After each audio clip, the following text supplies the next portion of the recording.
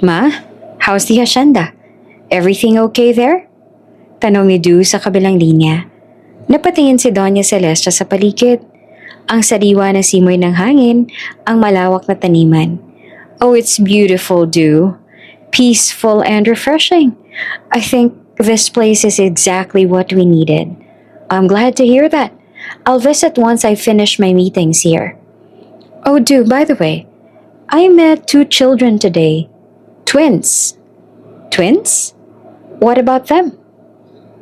Pagtatakang tanong na boses ng anak. Oh, they helped me earlier when my foot got stuck in the mud. They were so polite, so gentle and... And what, Ma? They look exactly like you when you were a child.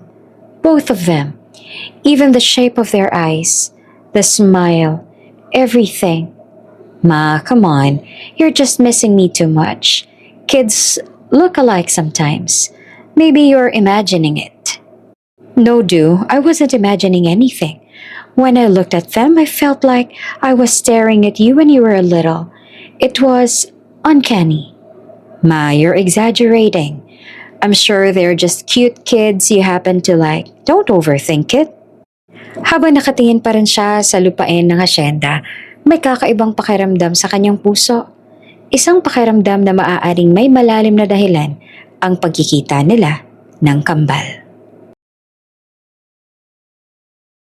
Bago ka pa lang sa channel neto, ibang kwento ni Ate Jane, istorya mo, ikwento ko. Huwag kalimutang pindutin ang notification bell at subscribe button.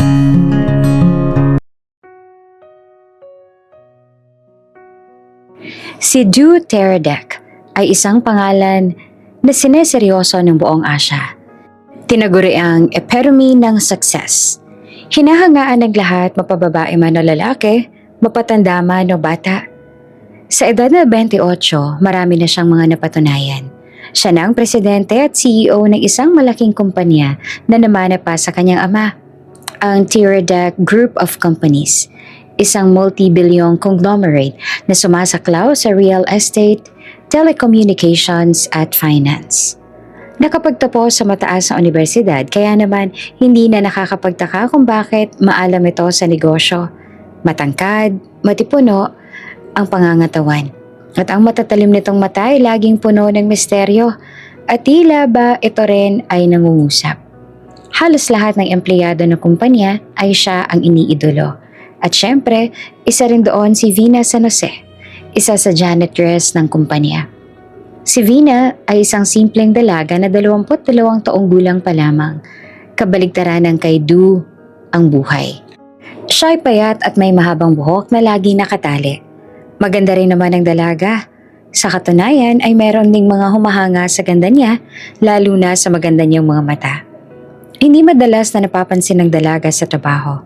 Isa lang naman kasi siyang hamak na janitress. Sabi nga ng iba nagtatrabaho sa kumpanya na pag-aari ni Du, ang trabaho niya ay pinakamababa sa lahat. Pero syempre, swerte pa rin daw siya. Kasi sa Teradek Empire siya nakahanap ng trabaho. At syempre, malaking bagay na rin yon para kay Vina. Lalo pat kailangan na kailangan niya ng trabaho para sa kanyang pamilya. Sa tuwing magkakasalubong sila ni Du sa hallway, kahit sandaling sulyap lang, alam ni Vina na ang lalaking iyon ang kanyang lihim na pangarap. Isang napakataas na pangarap na para sa isang kagaya niya ay tila ba napakalabo ng maabot. Ang simpleng ngiti ni Du ay sapat na para magbago ang takbo ng kanyang araw. O kahit sulyap lamang mula dito. Kahit nga hindi na siya nito tingnan. Masalayan niya lang ito buo na agad ang araw niya. Ang binatang si Du ay bituin na pinapangarap ng lahat na maabot. At siya, si Vina, ay alikabok lamang. Isang gabi matapos ang matinding pulong, bumagsak ang pinakamalaking deal ni Du para sa quarter na iyon. 1 bilyong pisong proyekto ang nawala dahil sa kapabayaan ng kanyang board of directors. Kung kaya gano'n na lamang ang init at galit na naramdaman ni Du. Pagdating niya sa kanyang penthouse office sa 50th floor, madilim ang kanyang mukha dahil sa galit at disappointment. Naghanap siya ng kahit anong nakakapagpagaan sa kanyang loob. Bianca, I'm canceling the dinner. Just send me a bottle of Macallan 25. Mariing sabi niya sa kanyang telepono. Yes, sir. Natatakot naman na tugon ni Bianca, ang secretary ni Du. Pagkababa niya ng tawag, mariin siyang pumikit at sinubukang pakalmahin ang kanyang sarili. Ngunit tila hindi talaga mawala ang galit niya. Makalipas ang ilang minuto ay dumating ang takot na si Bianca, dala na ang makalyan na pinag-uutos niya. Nang makita ni Bianca ang itsura ng table ng boss, napalunok ito. Paano? Tila labis talaga ang galit ni Drew para magwala ito at ikinalat lahat ng dokumento ng laptop at computer nito ay nasa sahig na. Natatakot na umalis si Bianca para hindi na siya madamay sa matinding galit ng CEO. Baka kasi mawalan pa ito ng trabaho kung mananatili pa roon. Sakto naman na pagbalik ni Bianca sa opisina ay nakatanggap ito ng tawag mula kay Prem, ang kaibigan ni Drew na batid ng lahat na merong pagtingin sa binata. Bianca, it's Prem. Is he still there? What's going on? Matalas sa tanong ni Prem na halatang nag-aalala sa kalagayan ni Du. Madam Prem, yes sir, Drew is still here, but you cannot approach him. He is in a terrible state. Nag-aalalang sagot naman ni Bianca. The deal with the Thai investors failed, and TGC is facing a huge financial loss. Billions, madam. And Sir Drew, his anger is beyond control. Did anyone else see him? Did he leave the office? Tanong muli ni Prim. No, madam, he is alone. I told the night janitor to clean the 50th floor, but I haven't heard from anyone yet. I am terrified to go up there myself. Paliwanag ni Bianca. Okay, I can't go there right now. May meeting din akong kailangang asikasuhin, but if something happens, tawagan mo agad ako, ha? Yes po, ma'am. Sagot nito. Bandang 11:11 ng gabi, lasing na si Du. Mariin niyang ipinag-utos kay Bianca na magpadala ng maaaring maglinis ng kalat sa kanyang opisina dahil ang nauna nitong pinadala kanina ay pinaalis niya. Ang pumasok kay si Vina. Pauwi na sana ang dalaga pero unutusan ito ng secretary ni Du na linisin muna ang opisina. Kaya wala namang ibang choice si Vina kundi ang sumunod. Oo nga, humahanga si Vina sa kanilang CEO pero ayaw naman sana na humarap dito ngayon na matindi ang galit nito. Dahil natatakot siya na makagawa siya ng pagkakamali at madamay siya sa matinding galit nito. Kapag kasi galit ang kanilang CEO, talagang may isang empleyado ang nagtatanggal sa trabaho kasi ayaw nito ng nagkakamali. Habang nagliligpit si Vina sa opisina nito, nanginginig ang mga kamay niya. Mabuti na lang at hindi naman ito mukhang galit. Pero kinakabahan pa rin siya kasi damang-dama niya na nasa kanyang mga mata nito. Natila ba pinagmamasdan siya at hinihintay na lang na magkamali siya para matanggal na siya nito sa trabaho. At dahil nga sa intense nitong titig sa kanya at sa kaba na nararamdaman niya, nagkamali si Vina. Muli natapon ng basura na pinulot niya. Nanlaki ang mga mata niya at natakot na tumingin kay Du na tumaas naman ng isang kilay habang nakatuon pa rin ang tingin sa kanya. Sir Du, pasensya na po. Hindi ko po sinasadya. Pabulong na sabi ni Vina at agad na nagsimula siyang pulutin ulit ang kalat. Narinig ni Du ang nanginginig na tinig ni Vina. Ang galit sa mukha ng banata kanina ay unti-unting napalitan ng ibang emosyon. Marahal na mangha ito sa itsura ngayon ng dalaga. Para kasi itong takot na tupa kaharap ang isang leon. Ang kagandahang taglay ng dalagang janitress na ito ay hindi sosyal o kapansin-pansin. Siguro dahil hindi naman ito mula sa elite family o connected sa kung anumang mataas na pamilya.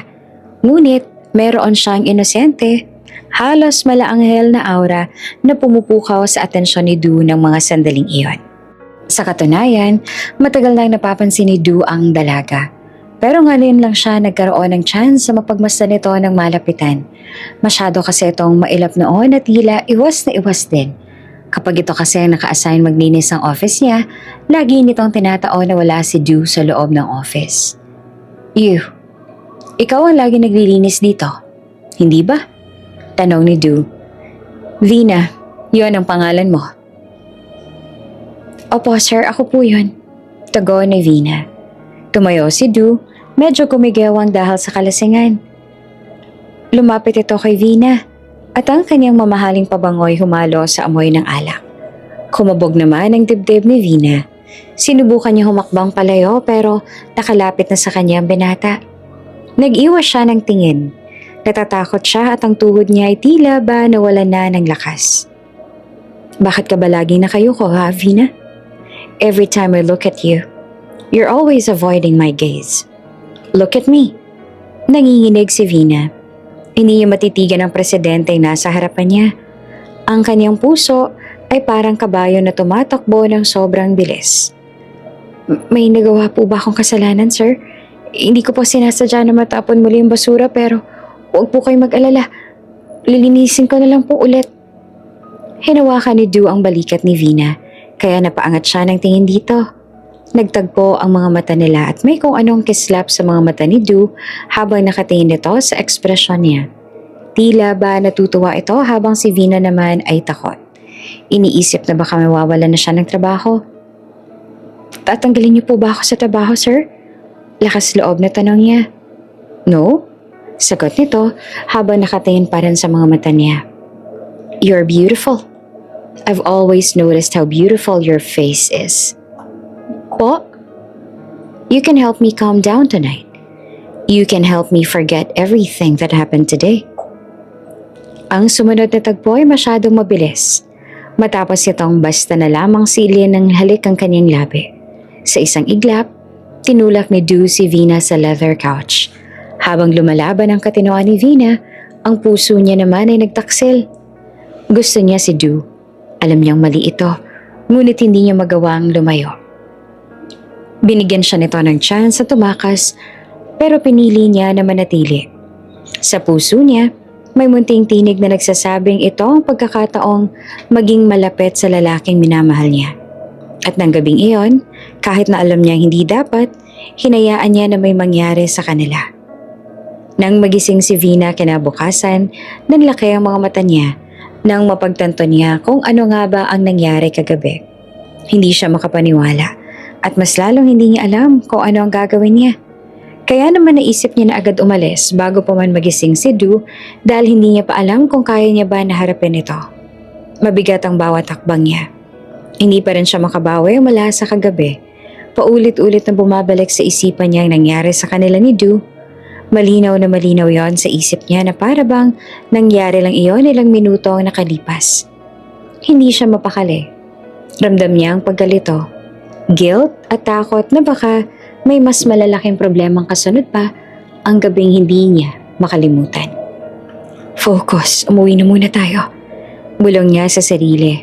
Pero kahit iyon, hindi niya magawa na sundin ng maayos. Habang naglalakad siya palabas ng lobby, halos hindi niya na napansin ang mga empleyadong nag-uunahan sa elevator. Para siyang naka-autopilot. Nakatungo, nagmamadaling makalabas ang gusali na tila ba may hahabol sa kanya. Pero hindi pa siya nakaabot ng exit. Narinig niya na ang sunod-sunod na pagbati ng ilang empleyado. Pag-angat ng paningin niya, nakita niya si Miss Prim. Si Miss Prim ay ang kaibigan ng CEO. Ang taong kilala niya bilang malapit kay Du. Saan ka pupunta, Vina? Sabi nito habang lumalapit. Hindi niya alam kung dapat ba siyang umatras ngayon. Pauwi na po, ma'am. Sagot niya.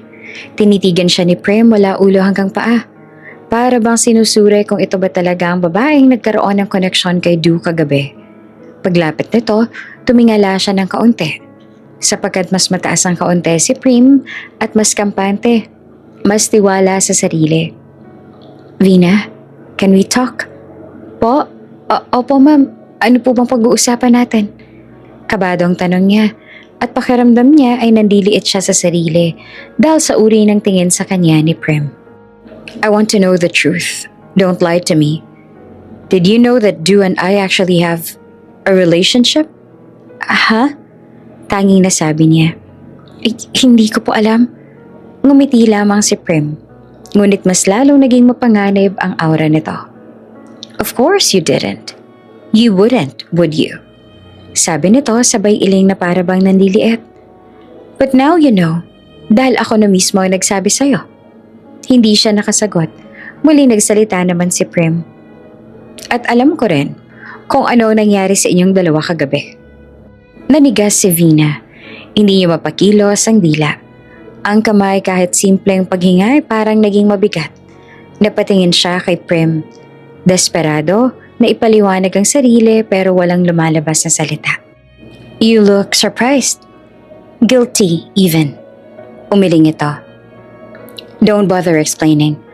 Alam ko na ang buong nangyari. Alam ko kung bakit nangyari. Ma'am, pero sinabat siya agad ni Prim.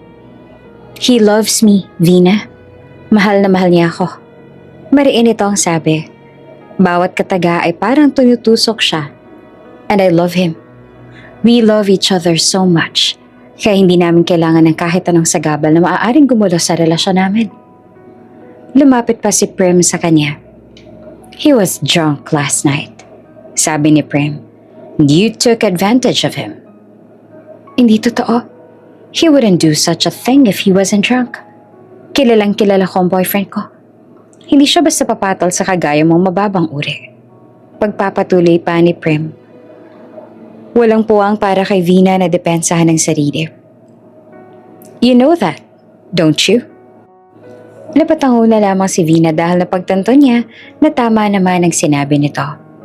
So, here's what you're going to do. Sabi pa nito. You will not show yourself to him again. Ayokong magulo mo pa kami. Kung maaari ay kalimutan mo na rin ang nangyari sa inyo. At ako, patatawarin ko siya kahit paniloko niya ako. Hindi ka na dapat magpakita sa kanya. Do you understand? Napatigil ang paghinga ni Vina. Not tomorrow. Not next week. Not ever. Dagdag pa ni Prim. Or else, bahagya itong yumuko. Ang matay diretso nakatutok sa kanya. It will ruin what we have. At ayoko nasisira ang bagay na pinaghirapan kong buuhin at ipaglaban. And trust me, Vina. You don't want to see what I'm capable of. Para siyang nabuhusan ng yelo mula ulo hanggang paa sa sinabi nito. Hindi niya alam kung paanong gagalaw, kung paano mag-react, kung paano tatayo. Parang sinakal siya ng biglaang takot. Itigil mo na kung ano man ang iniisip mong gawin o ina-assume mong mangyari bago pa lumala ang lahat sa pagitan naming dalawa. Sabi ni Prim. This is your only warning. At dahan-dahan lumakad palayo si Prim. Naiwan si Vina sa gitna ng lobby, tulala at halos lumutin ng galit. Samantala nang magising naman si Du na masakit ang ulo at tila may malaking butas sa kanyang memorya, wala na si Vina sa opisina. Ngunit ang natuklap na damit at naggalat na papel ay nagpahiwatig ng kanyang pagkakamali. Isang malaking panghihinayang na naramdaman niya na mapagtantong umalis ang dalaga at hindi ito hinintay na magising siya. Kinabukasan, matapos ang tinawag ni Du ang kanyang assistant at nag-utos na hanapin si Vina dahil hindi ito pumasok sa trabaho, inakala kasi ni Du na kaya hindi bumalik ang dalaga sa kumpanya kahapon ay dahil gusto lang nito na magpahinga. Pero hindi na ito bumalik kahit ngayong araw. Hanapin mo si Vina San Jose, yung janitress dito sa kumpanya. Alamin mo kung saan siya nakatira at bigyan mo siya ng doble sa kanyang sweldo. But tell her na kailangan ko muna siyang makausap. Sabihin mo sa kanya na pumunta dito sa opisina ko. Pero huli na, hindi na pumasok si Vina. Hindi na siya nagpakita pa. Para itong bula na bigla na lang naglaho. Sa loob ng 2 linggo, hinanap ni Du si Vina. Pinuntahan niya ang address na nasa record nito. Ngunit lumipat na raw ito. Sinubukan niyang tawagan ng mga emergency contact, ngunit wala rin sumasagot. Ang panghihinayang at pag-aalala ay unti-unting pumalit sa galit at pagkalito. Base sa natatandaan niya sa mga nangyayari sa kanila ng gabing yon, hindi niya pinilit ang sarili sa babae dahil kusa rin itong binigay ang sarili sa kanya. Ngunit alam niya na may responsibilidad siyang dapat gampanan. Nakahanda naman si Drew na panagutan ng dalaga dahil sa nangyari sa kanila. At knowing na siya ang nakakuha ng pagkabiran nito, ngunit hindi maintindihan ni Drew na sa halip na pilitin siya ng dalaga na panagutan nito, bigla na lang itong naglaho. Ang hindi alam ni Drew, nang umagang iyon ay dumating ang kanyang matalik na kaibigan na si Prim at kinausap nito si Vina. Tinakot at sinabi na may relasyon silang dalawa ni Du Kahit wala naman, para lang hindi na muling pumasok sa opisina ang dalaga. Si Prem naman matapos mapanood ang gabi ng pagkakamali sa security camera feed na meron siyang illegal na access, ay hindi nagwala tulad ng inaasahan. Pero matindi ang galit na naramdaman, knowing na ang lalaking matagal niya ng gusto at nakuha na ng isang hamak na janitress lamang at syempre hindi siya makapapayag na mangyari yun. Para kay Prem, si Vina ay hindi lang isang karibal. Ito ay isang dumi. Napilit dumidikit sa lalaking iniibig niya at hindi niya hahayaan na isang janitress ang aagaw sa lalaking iniibig niya. Alam ni Prem na balang araw ay mamahalin din siya ni Du at hindi na pwedeng umeksa paroon ng isang hamak na janitress. Kaya matindi ang inis ni Prem dahil kahit pa lumipas ang isang buwan mula noon ay hindi pa rin tumitigil si Du sa pagpapahanap sa janitress na yon. Nakita ni Prem na seryoso si Du na hanapin ang isang hamak na janitress na yon. At alam din ni Prem ang binabalak ni Du na panagutan ng dalaga. Napapakasalan nito ang babaeng yon. Pero syempre, hindi mahahanap ni Du si Vina dahil isa si Prem sa humahadlang roon. Alam ni Prem kung nasan ngayon si Vina dahil siya ang nagsabi kay Vina na lumipat sila noon ang gano'n na hindi sila matunto ni Du.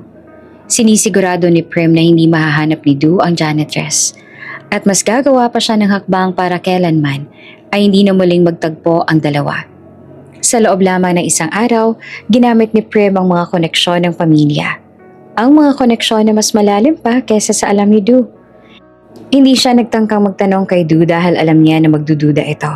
Sa halip, tinawagan ni Prem ang kanyang tiyo Antonio, isang high-ranking official sa isang ahensya ng gobyerno, at ang kanyang personal security team na pinamumunuan ni Commander Reyes, isang dating militar na sanay sa silent operations. Gusto kong malaman ang bawat detalye ng buhay ng babaeng ito. Mula sa kanyang kuya na kasama niya ngayon sa buhay, hanggang sa mga malayong kamag-anak niya. Mabilis kumilos ang private intelligence ni Prem. Sa loob, wala pang isang araw, nakuha na nila ang full profile ni Vina. At ang pinakamahalaga, ang pinakamalaking kahinaan nito, ang kuya ni Vina, si Luis. Si Luis, ang tanging pamilya ni Vina, ay ang pinagmula ng lahat ng paghihirap ng dalaga. Kilala sa kanilang komunidad sa Tondo bilang isang sugapa sa masamang bisyo. Si Luis ay may malaking utang na umabot na sa 100,000 sa mga matitinding loan shark. Higit pa rito, natuklasan ni Commander Reyes ang isang pending na kaso laban kay Luis na may kaugnayan sa illegal na droga. Isang kaso na madaling i-activate kung may sapat na pressure mula sa matataas na posisyon. Ang lahat ng impormasyong to ay nakalagay ngayon sa isang itim na portfolio, ang ultimate weapon ni Prem. Mas lalo pang lumalim ang kagustuhan ni Prem na mawala na sa landas niya si Vina matapos siyang magduda na nagdadalang tao ito. Kung kaya nang makuha niya ang lahat ng impormasyon na kailangan niya, ay agad niya itong pinuntahan muli. Vina San Jose? Alam ko naghihintay ka ng bisita, sabi ni Prem. Kasama nito ang 2 malalaking bodyguard na nagparamdam kay Vina na wala siyang takas. Huwag ka mag-aalala, Vina. Hindi ako pumunta rito para manakit. Pumunta ako rito para umalok ng solusyon. Sinimulan ni Prem, nilapag ang itim na portfolio sa mesa. I know everything, Vina. Alam ko rin ang tungkol sa kuya mo. Ani ni Prem. Binuksan nito ang portfolio at tinulak ito sa harapan ni Vina. Ang mga mata ni Vina ay nanlaki sa takot. Hindi siya natatakot sa sarili niya, kundi sa kanyang kuya. Ang portfolio ay naglalaman ng mga larawan ni Luis habang tumatanggap ng shabu sa isang tagong lugar. Mga receipt ng malaking utang na may karampatang mataas na interes. At ang pinaka nakakapangalabot, ang isang police document na nagpapakita ng warrant of arrest na handa na ang i-activate. Alam mo kung gano'ng kaseryoso ang kasong to. Alam mo na ang mga tao nagpapautang sa kanya ay hindi nagbibiro. Kung hindi ka kikilos, ang kuya mo ay hindi lang makukulong. Posibleng hindi na siya makita pa. At dahil dito, Vina, gusto kong malaman mo na meron akong kapangyarihan na kontrolin ang kapalaran ng kuya mo. Paliwanag ni Prem. Kung gugustuhin ko, ngayon din mismo, ay pwede na siyang makulong or else, mapatay At ang mga tauhan ko palalabasin lamang nila dahil iyon sasangkot siya sa droga. Nagsimulang umiyak si Vina. Huwag mo siyang idamay. Walang kinalaman ng kuya ko sa nangyari. Oo, may kinalaman siya. Dahil siyang dahilan kung bakit nagtatrabaho ka ng sobra. At nagiging available ka sa gabing iyon. Matalas na sabi ni Prim, kaya kung talagang mahal mo ang kuya mo at ayaw mo siyang mawala, narito ang aking offer. Inilabas si Prim ang isang checkbook at isinulat ang isang malaking halaga. 1,000,000 piso. Sapat para bayaran ang lahat ng utang ni Kuya Luis at makapagsimula sila ng bagong buhay sa probinsya. Ito ang presyo ng iyong katahimikan at pag-alis. Kukunin mo ang pera, aayusin ko ang kaso ni Luis, at bibigyan ko siya ng clean slate. Ngunit sa isang kondisyon, Vina, mawawala ka. Magiging patay ka para sa amin. Hindi mo na muling tatawagan si Du. Hindi ka na magpapakita sa Maynila. At hindi mo na ipapaalam kay Du ang tungkol diyan sa dinadala mo ngayon. I know you're pregnant. Keep it away from Du. Hindi niya pwedeng malaman pa. Ang pakaramdam ni Vina ay parang nasa isang bangungot. Ang pag-ibig niya kay Du ay nag-uudyok sa kanyang lumaban. Ngunit ang takot sa kaligtasan ng kanyang kuya at ang survival instinct para sa inosenteng bata sa kanyang tiyan ay mas matindi.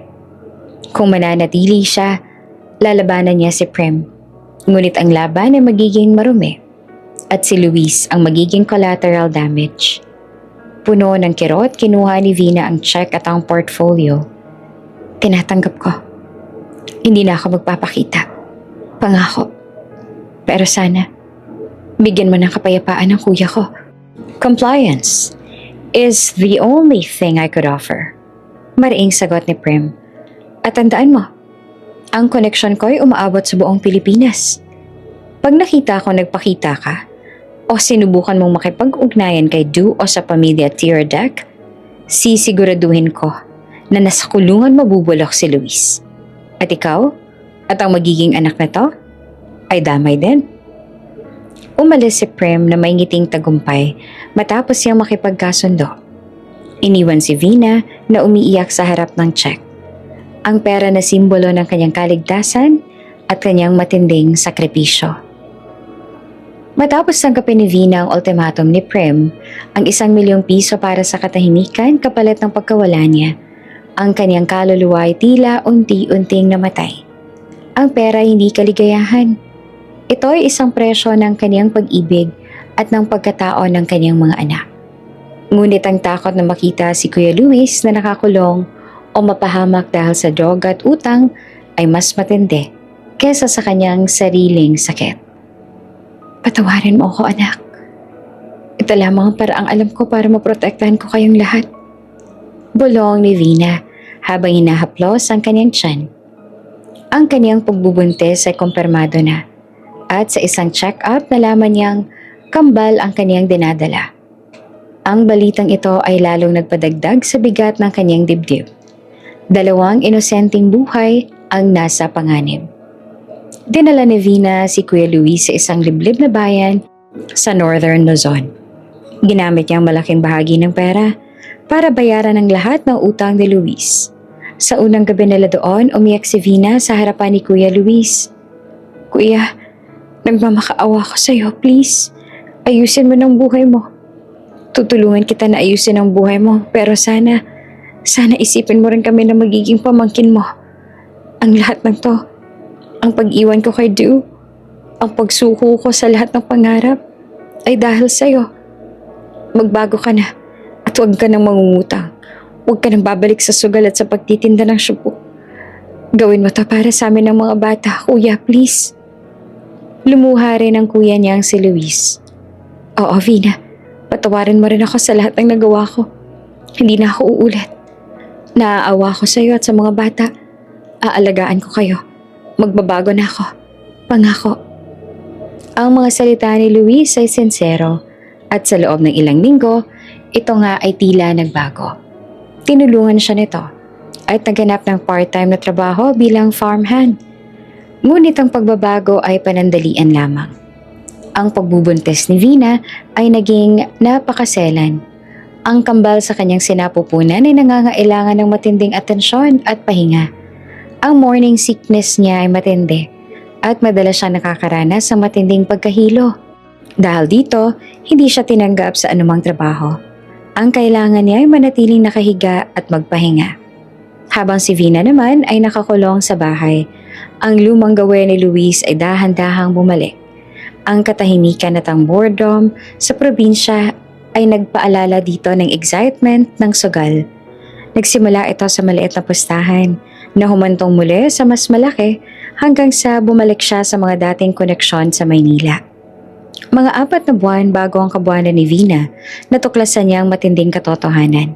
Ang savings nila ay wala na. Naubos na ni Luis ang halos lahat ng pera. Kabilang na ang natira para sa panganganak dahil sa sugat. Kuya, anong ginawa mo? Alam mo naman na nakalaan ang perang yun para sa pagsilang ko sa kambal, hindi ba? Sigaw ni Vina. Ang kanyang mukha ay basang-basa ng luha.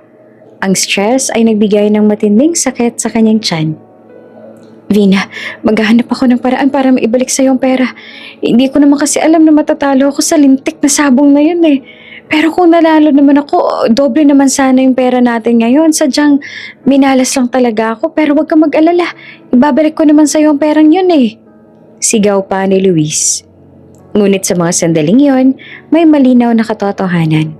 Ang addiction nito ay mas matindi kesa sa pagmamahal niya sa kanyang kapatid at sa mga pamangkin. Kuya naman eh, iyon na nga lang ang meron tayo para sa mga anak ko yun. Alam mo naman na hirap na ako, nagawa mo pa talaga sa akin to. Babawi nga ako, ibabalik ko sa'yo yung pera. Kung makapagdrama ka naman din, parang di ko naman babalik sa'yo ah. Huwag ka mag-alala, bukas ng bukas, hawak ko ng halagang yun. Umalis si Luis sa bahay, galit, at bumalik siya sa kanyang gambling den sa kanilang bayan. Naghahanap ng huling pagkakataon na makabawi. Si Vina naman ay napaluhod na lamang. Hindi alam kung anong gagawin dahil sigurado siyang hindi naman makakagawa ng paraan ng kuya niya. Tiyak siya na kung sakali man na nakahawak ito ng pera, isusugal na naman ito. Sa lumipas na araw, tama nga siya. Hindi nakagawa ng paraan ng kuya niya. Hindi na rin ito nabanggit sa kanya ang tungkol sa pera na yon. Kuya, maghahanap na pala ako ng trabaho para makapag-ipon ako para sa panganganak ko. Sabi ni Vina sa kapatid na hindi naman nakikinig sa kanya. Sa halip ay tila ba hindi ito mapakali at parang takot na takot din. Matapos itong kumain, bigla na lang din itong umalis at mukhang madaling-madali pa. Hindi alam ni Vina na iyon na pala ang huling beses na nakita niya na buhay si Luis. Kinabukasan, isang magsasaka nakakita ng bangkay ni Luis sa tabing ilog. Ito ay pinatay, pinagbabaril at puno ng stab wounds. Ang balita ay mabilis na kumalat. Ayon sa mga tao roon, ang koneksyon nito sa droga at ang utang ang pumatay dito. Sa kanilang bahay, ginawa ang simple at maliit na burol ni Kuya Luis. Wala siyang pera para sa disenteng libing. Nakaupo siya sa harap ng kabaong, ang kanyang tiyan ay malaki pa, at ang kanyang kalungkutan ay tila walang hanggan. Pero ang kanyang kalungkutan ay napalitan ng matinding takot nang pumasok ang mga bisita. Hindi sila mga kaibigan, kundi ang mga loan sharks na inutangan ni Luis. Pinamumunuan sila ni Ricardo Tiamzon, ang pinuno ng isang crime syndicate na may matinding koneksyon sa Maynila. Vina San Jose, kinalulungkot namin ang nangyari sa kuya mo. Pero ang business ay business. Simula na Ricardo. Ang boses ay tila yelo. Inihagis nito ang isang folder sa ibabaw ng kabaong ni Luis. Ang kuya mo ay nag-iwan ng utang na hindi nabayaran. Ang total, 2 milyong piso. Kayo lang ng mga magiging anak mo ang kanyang pamilya dito. Kaya kayo ang magmamana ng utang. Nanigas si Vina. Wala akong pera. Ang lahat ng pera namin ay inubos niya. Buntis ako. Wala akong trabaho. Ngunit si Ricardo, ngiti naman na nakakakilabot. Alam ko, kaya nga kami narito. Para sabihin sa'yo to, Vina. Hihintayin namin na makapanganak ka at makahanap ng trabaho para mabayaran mo kami. Pag sinubukan mo na tumakas sa amin, hindi lang ikaw ang mapapahamak, kundi pati na rin ang batang yan sa sinapupunan mo. Sa totoo lang, sa lahat ng mga nangyari sa buhay niya, ngayon para bang wala na siyang luha na maitulo pa. Hindi niya na rin alam kung paano pa bang uunahin niyang iisipin at pag-isipan ng maaaring maging solusyon. Nagdadalamhati pa siya sa pagkawala ng kuya niya, ngunit heto at may bagong pagsubok na naman siyang kakaharapin. Ang pagkamatay ni Kuya Luis ay nag-iwan ng isang malalim na sugat kay Vina. Ngunit ang takot na dulot ng mga pinautangan nito ay mas matindi pa. Si Ricardo Tiamzon at ang mga tauhan nito ay nagbantay sa buong bayan na tinitiyak na hindi makakaalis si Vina. Hindi ka rin namin papayagang umalis sa lugar na to. Anong tingin mo sa amin? Tanga? Alam namin natatakasan mo lang kami. Kaya malabo makaalis kayo ng mga magiging anak mo sa lugar na to. Ang mariing babala sa kanya ng isang tauhan. Alam ni Vina na ang pagbabalik sa Maynila ay doble ang peligro. Banta mula kay Prim at banta mula sa mga kriminal. Kaya't sa kabila ng matinding paghihirap, napilitan siyang manatili. Ang kanyang pagbubuntis sa kambal ay lalong nagpapahirap sa kanya. Ang kanyang kondisyon ay napakaselan na nagdudulot ng matinding pananakit ng likod, madalas na pagkahilo at pag-ubo dahil sa paghina ng resistensya niya sa labis na stress. Ang kanyang tiyan ay malaki na at halos hindi na siya makatayo ng matagal. Dahil dito, wala siyang makuhang desenteng trabaho. Ang lahat ng savings nila ay naubos na ni Kuya Luis. Sa panahong ito, ng desperasyon, si Celine, ang may-ari ng lokal na karinderya, ang naging guardian angel niya. Nagbigay si Celine ng mga magagaang trabaho kay Vina, tulad ng paghiwa ng gulay habang nakaupo o paglilinis sa mga lalagyan ng pagkain. Ang bawat sentimo ay iniipon ni Vina, umaasa na makakabayad siya ng kahit maliit na bahagi ng utang. Isang hapon, habang nag-aalala si Vina sa kanyang tiyan, nilapitan siya ni Celine. Vina, kaibigan kita. At sa totoo lang ay nag-aalala na ako sa'yo. Lalo pat malapit ka ng mga anak at wala kang katuwang sa buhay. Malumanay na sabi ni Celine. Bakit hindi mo pa rin sinasabi ang katotohanan sa ama ng mga bata? Alam kong tinatago mo siya. Pero kung mayaman siya, matutulungan ka niya sa utang at sa panganganak. Huwag mong i-risk ang buhay ng mga bata. Napaluha si Vina at yumuko. Hindi niya kayang ilantad ang katotohanan. Salamat sa payo, Celine. Pero hindi ko talaga alam kung nasan siya ngayon. Matagal na kaming hindi nagkita at may iba na siyang buhay. Ang kanyang mga salita ay tila nagtatago ng isang masakit na lihim. Patuloy siyang inaalagaan ni Celine na nagbibigay ng libreng pagkain at gamot. Ngunit ang banta ni Chamson ay patuloy na lumalapit. Sa pagpasok ni Vina sa kanyang 9th month ng pagbubuntis, natanggal niya ang panghuling babala. Isang salyadong sobre ang inihagis sa kanyang munting bintana. Kailangan niya ng humanap ng paraan para mabayaran ang utang ng kuya, kundi pati ang mga batang isisilang niya ay mapapahamak. Maaga pa lang ay nasa karinderya na si Vina. Katulad ng nakagawian, tuwing may pasok. Palagi naman siyang pagod dahil marami siyang trabaho. Iba ang trabaho niya dito sa karinderya, pero ngayong araw ay may ibang pagod na naramdaman niya. Iba ang sakit sa kanyang balakang. Habang nag-aabot siya ng ulam sa isang lalaki, biglang parang binilutan ng tiyan niya mula sa loob. Napasinghap siya, napahawak sa tiyan, at halos mabitawan ang sandok. Vina? Uy, bakit? Tanong ni Celine habang mabilis na lumapit. Celine, masakit. Ang lakas, parang hindi niya na natapos. Isa pang bagsik na kirot ang dumaloy sa tiyan niya, pababa sa balakang.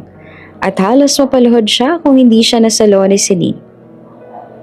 Mukhang manganganak ka na, tarantang sabi ni Celine. Hindi pa dapat. Pigil ni Vina habang mayak-ngiyak. Pero ramdam niya hindi na siya makakapag-antay pa. Iba ang sakit ngayon. Mas malalim, mas padiin, at mas paulit-ulit. Alika na, dadali na kita sa ospital. Mabilis na sabi ni Celine. Sabay sigaw sa mga kasama. May manganganak, tulong! Tulungan niyo kami, manganganak na si Vina! Mabilis ang lahat. Ilang sandali lang nasa tricycle na sila at bawat lubak sa daan ay parang patalim naman na tumutusok sa katawan ni Vina. Lalo nang nadagdagan ng sakit na nadarama niya. Kinakagat niya ang labi at pinipigilan na hindi mapasigaw dahil sa takot, kirot at kaba na sabay-sabay na lumalamon sa kanya. Pagdating sa ospital, mabilis siyang inasikaso ng mga nurse. Yung puting ilaw sa kisame, yung amoy ng alkohol, iyon ang huling nakita niya bago siya tuluyang dinala sa delivery room. Sa pagitan ng mga sigaw, utos ng mga doktor, tumulo ang luha ni Vina. Hindi ko alam anong buhay ang maibibigay ko sa kanila. Nanginginig yung bulong habang hinahabol ang hininga. Ramdam ang bawat paghilab ng tiyan. Miss, push! Sigaw ng doktor. Pero sa loob-loob niya, mas malakas ang sigaw ng pangamba. Mag-isa siya, wala siyang matatakbuhan maliban kay Celine. Wala na rin siyang pamilyang handang kumalinga. At ang ama ng mga anak niya, kahit kailan, hindi niya naramdaman ang pag-iral nito sa gabing iyon. Miss, isa pa! Lumalabas ang una! Sa gitna ng sakit at luha at pagkalito, narinig niya ang unang iyak. Isa pa! Miss, yung pangalawa naman! At sa pangalawang pag-iyak na narinig niya, doon siya tuluyang napahagulgol. Dalawa sila. Dalawang buhay. Dalawang inosenteng nilalang na umaasa sa kanya at di niya alam kung paanong magsisimula. Congrats, Miss. Healthy ang babies mo. Magpahinga ka muna. Sabi ng doktor bago siya tuluyang nilamon ng pagod at kadiliman. Nang magkamalay si Vina, puti na kisame ang una niyang nakita. Tahimik ang paligid. Mabigat ang katawan niya pero mas mabigat ang puso. Ilang sandali bago bumukas ang pinto at pumasok ang dalawang nurse dala ang kambal. Miss, eto na po sila. Ngiti ng nurse at iniligay sa kanyang tabi ang dalawang munting sanggol. Isang batang lalaki at isang batang babae. Parehong nakapikit. Parehong mapula ang pisngi. Parehong may maliit na ilong at manipis na labi. Parehong kahawig ng kanilang ama. Napatigil si Vina. Para siyang napatulala. Hindi maipagkakaila sa hugis ng mata. Sa korba ng labi, parang nakikita niya si Du sa dalawang batang ito. Pumikit siya at huminga ng malalim. Hinaplos ang maliit na noon ng kanyang mga anak. Pasensya na.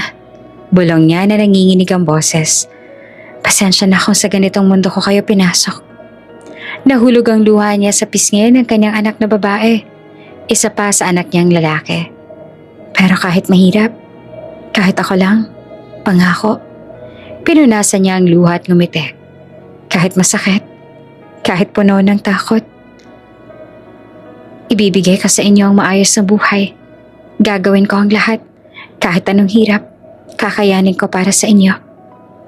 Dahan-dahan niyang niyakap ang kambal at masuyong humalik sa kanilang ulo para bang doon siya humugot ng lakas.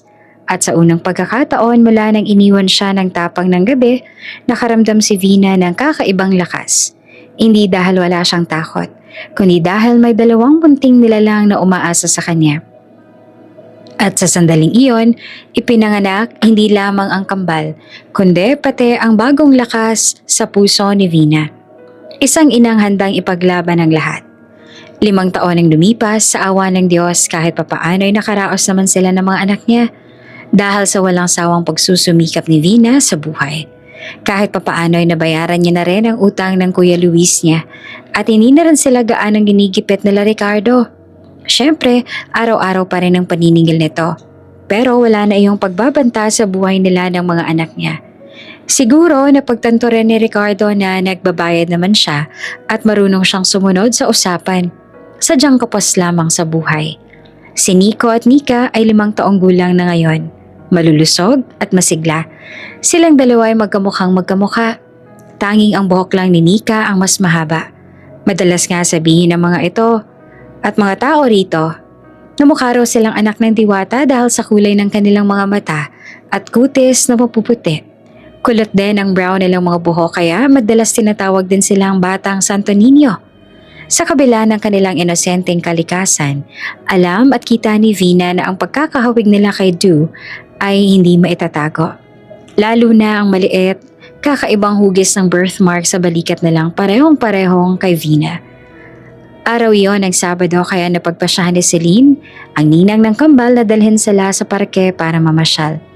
Abot langit ang saya ni Nico at Nika habang tumatakbo. Naghahabulan at sumisigaw ng, "Ninang, tingnan mo kami! Dahan-dahan lang, baka madapa kayo!" Sigaw naman ni Celine, ngunit natatawa ito habang sinusundan ng dalawa. Habang naglalakad sila pa uwi, may napansin naman si Celine na isang magarang sasakyang itim. Makintab at halatang mamahalin. Nakahinto ito sa gilid ng kalsada. Nakabukas ang hood nito at may isang lalaki na nag-aayos ng gulong. "Ninang, may nasiraan!" sabi ni Nico sabay turo sa sasakyan. Hindi muna pinansin niyo ni Celine dahil may kausap pa itong babae.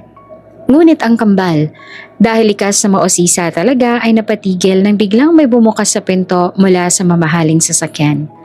Lumabas mula roon ang isang babae. Hindi simple ang babae, kundi isang ginang na sobrang ganda.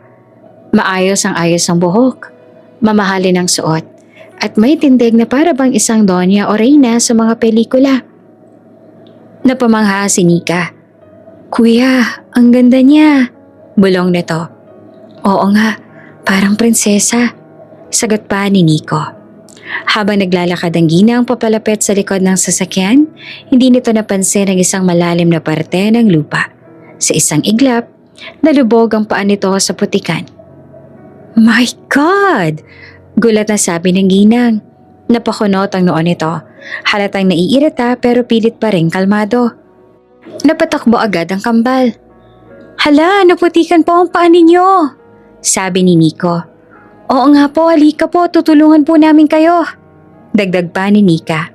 Nagulat ang ginang, ngunit agad ding napangiti at nagpatulong sa cute na kambal. "Ang babait naman ninyo," sabi nito. "Thank you, mga apo." Tiningnan nito ang dalawang bata ng mas matagal. Halos hindi nito matanggal ang tingin sa magkapareho nilang mukha. Parehong bilog ang mga mata, pareho ang korba ng ilong, pareho ang ngiting mabilis makahawa. "You two look exactly alike," sabi nito habang nakatitig pa rin sa kambal. "At parang kamukhang kamukha niyo ang isang kakilala ko." Nagkatinginan ang kambal. "Talaga po?" tanong ni Nika. "Oo naman," sagot ng ginang bago kinuha mula sa kotse ang isang maliit na paper bag. "Eto, chocolates para sa inyo. Very good kayo." Namilog ang mata ni Nico. "Para po sa amin talaga to?" "Siyempre dahil mabait kayo at tinulungan ninyo ako," sagot pa ng ginang. "Ano nga palang pangalan ninyo?" tanong pa nito. "Ako po si Nico." "Ako naman po si Nika." "So bakit kayo nandito? Namamasyal na ba kayo?" "Pauwi na po kami sa amin," sagot nila. "Kasama po namin si Ninang." Tumingin ang ginang sa sapatos niyang nabalot ng putik. "Lilinisin po namin ang sapatos ninyo para mawala pong putik," sabi ni Nika habang may pinulot na ilang malalapad na dahon. Pinunasan niya ang gilid ng sapatos ng ginang. Sumunod naman si Nico. "Ako rin po para malinis na." Halatang nagulat at natuwa ang ginang sa kabutihan nila. "Ang babait niyo naman, para kayong munting angels." Nang makabalik na si Celine, nakita niyang eksena at agad na nag-sorry. "Ay, pasensya na po ma'am, makukulit lang talaga." Ngunit tinawa lang iyon ng ginang. No, they're wonderful kids. Very sweet." Pagkatapos magpasalamat ng paulit-ulit, bumalik na sa sasakyan ng ginang. Sumakay ito. Ngunit bago maisara ang pinto, sumilip ulit ito sa kambal. "I hope to see you again," sabi nito. "Opo, makikita niyo po kami ulit," sagot naman ng kambal. "Then, till next time." Pagkatapos ng nangyari, sabay-sabay na naglakad sina Celine, Nico at Nika pauwi sa kanilang bahay.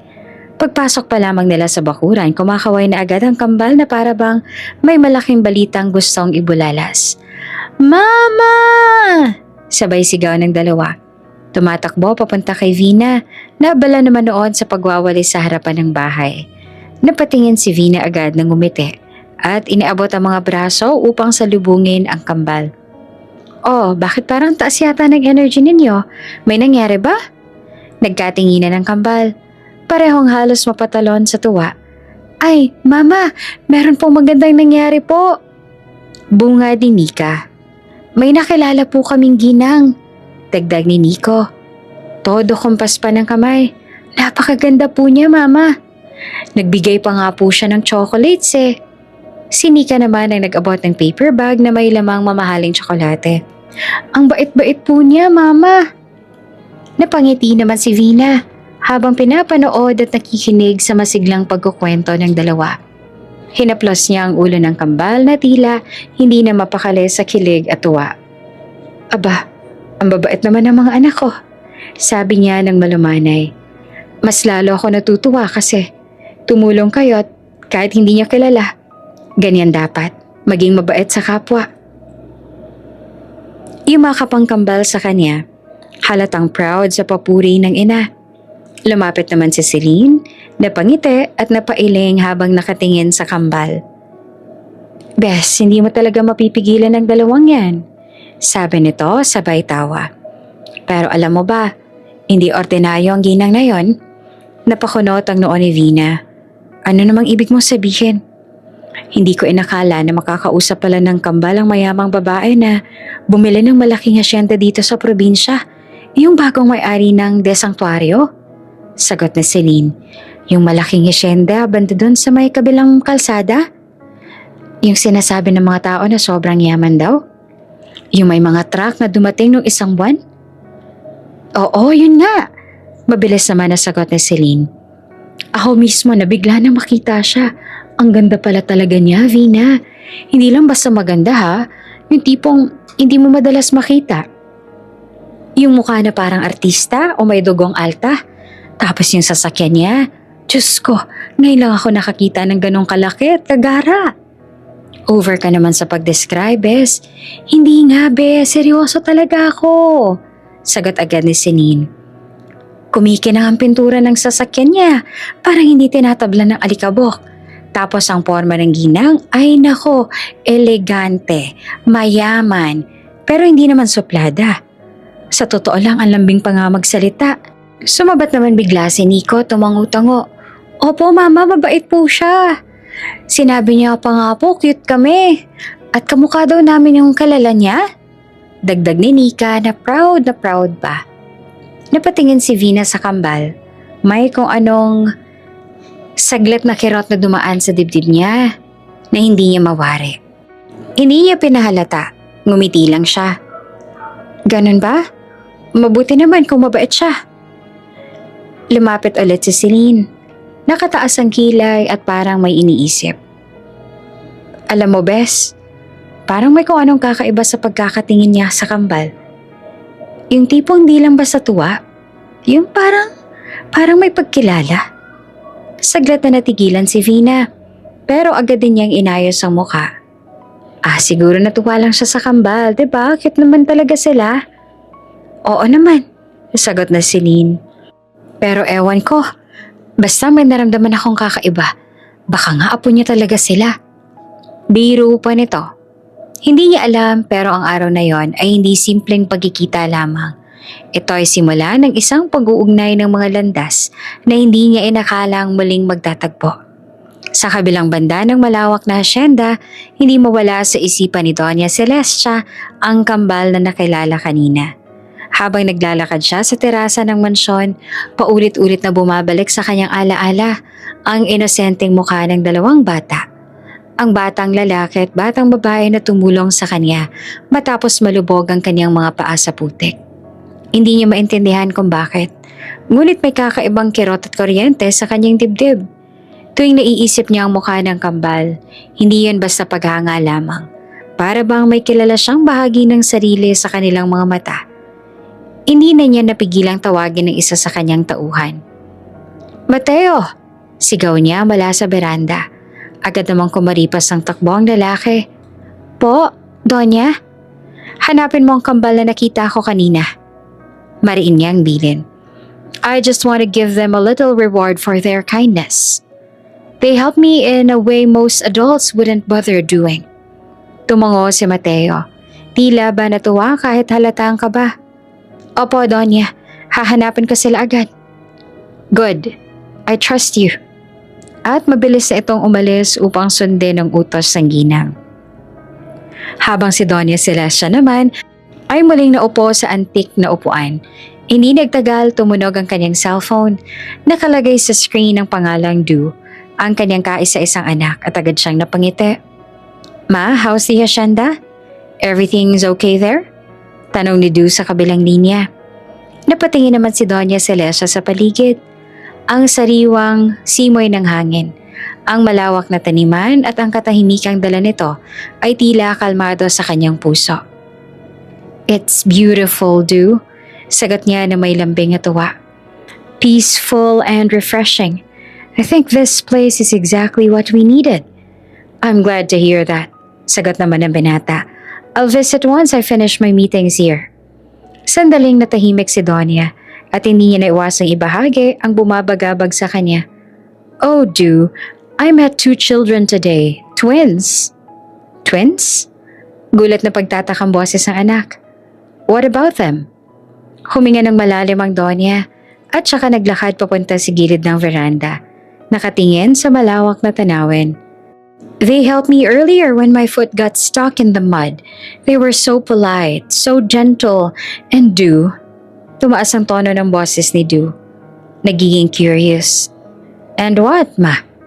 They look exactly like you when you were a child. Both of them. Even the shape of their eyes, the smile, everything. Ma, come on. You're just missing me too much. Kids look alike sometimes. Maybe you're imagining it. Umiling si Doña Celestia kahit alam niyang hindi siya nakikita. No, Du, I wasn't imagining anything.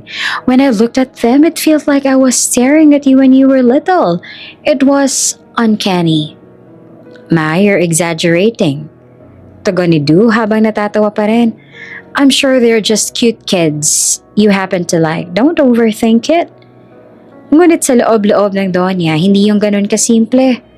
Habang nakatingin pa rin siya sa malawak na lupain ng hacienda, may kakaibang pakiramdam sa kanyang puso. Isang pakiramdam na maaaring may malalim na dahilan ng pagkikita nila ng kambal. Isang pakiramdam na parang hindi iyon simpleng pagkakataon. Maagang umuwi si Vina mula sa kanyang trabaho. Abala siya sa pagsasampay ng labada sa tapat ng kanilang maliit na bahay nang may mga yabag ng taong biglang sumulpot sa harap ng kanilang bakuran. 3 lalaki, malilinis ang suot, halatang may kaya at pamilyar ang postura. Napakunot ang noon ni Vina. Biglang nanlamig ang kanyang palad at ang unang pumasok sa isip niya. Diyos ko, singil na naman ba to? Ay nagbayad na ako kahapon na. Nakatayo ang lalaki na tila may hinahanap. Lang lumapit sila sa harapan niya, mas lalo pa siyang kinabahan. Mga sir? Alanganin niyang tanong. May kailangan po ba kayo? Nakabayad naman po ako kahapon na baka po nagkamali. Agad namang umiwas sa nerbiyos ang isa sa mga lalaki at bahagyang umiti. Ay hindi po kami naniningil, ma'am. Mabilis itong sagot. Mga tauhan po kami ni Doña Celestia. Yung ginang po na tinulungan po ng mga anak ninyo noong isang araw. Napatingin siya sa loob ng bahay, sa direksyon ng kambal. Nagtataka siya kung ano ang kailangan ng mga ito at talagang pinuntahan pa sila sa kanilang bahay. Ang mga tauhan ni Donya? Pautal niyang ulit. Halatang naguguluhan. Tumango ang lalaki at iniabot sa kanyang 2 kahon. Maganda ang pagkakabalot. May laso pa.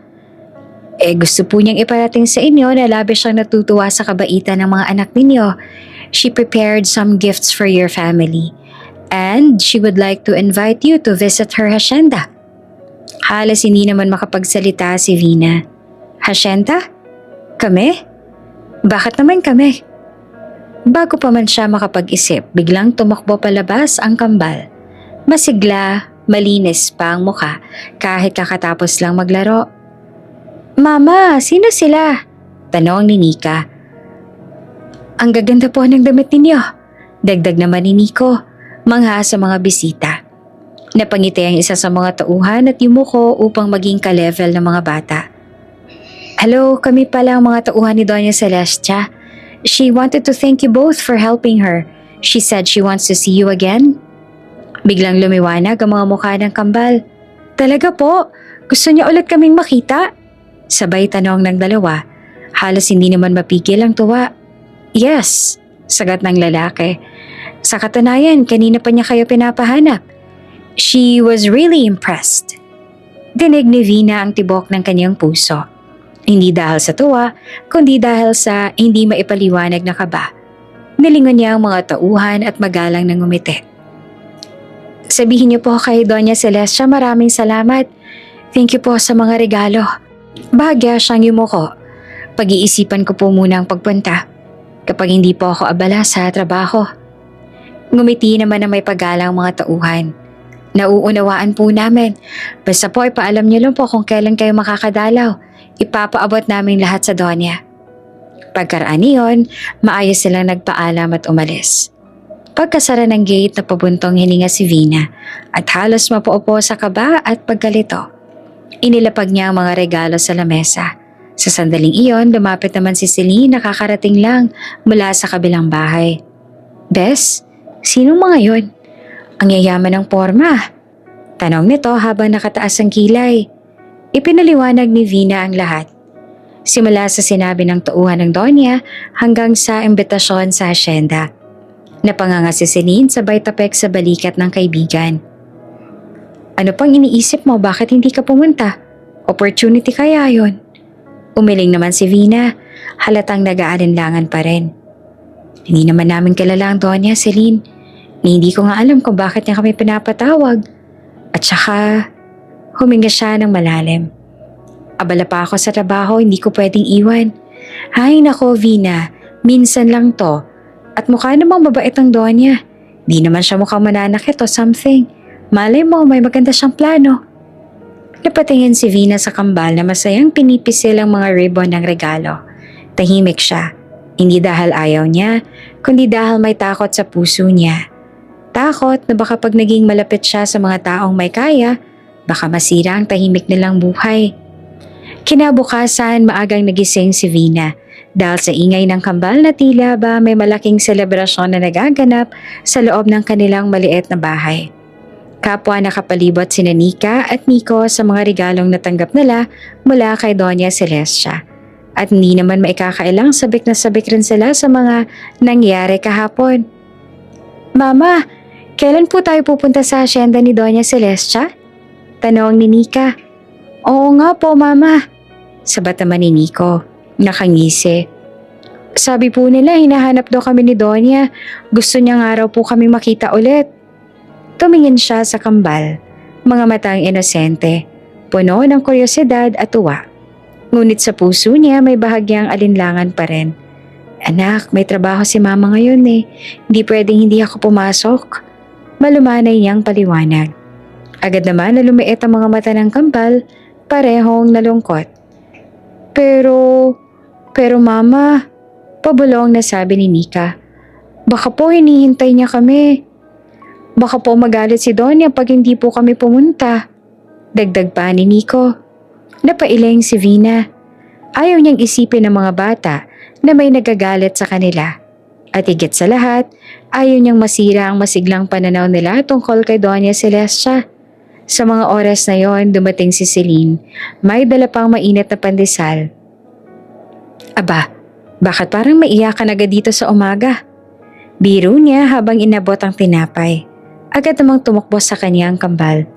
Ninang, pupunta po kami sa asyenda pero ayaw sumama ni Mama kasi may trabaho raw po siya. Napanganga si Celine at napatingin kay Vina. Tila sinasabing, Aba, may ganon? Napakamot si Vina ng ulo, tsaka malalim na buntong hininga. Celine, hindi naman sa ayaw kong pumunta. Kailangan ko lang talagang tapusin ang trabaho ko sa karinderya. Ayaw ko rin namang magdulot ng abala sa Donya. Di naman talaga namin siya kilala. Lumapit si Celine at hinawakan ang balikat ni Vina.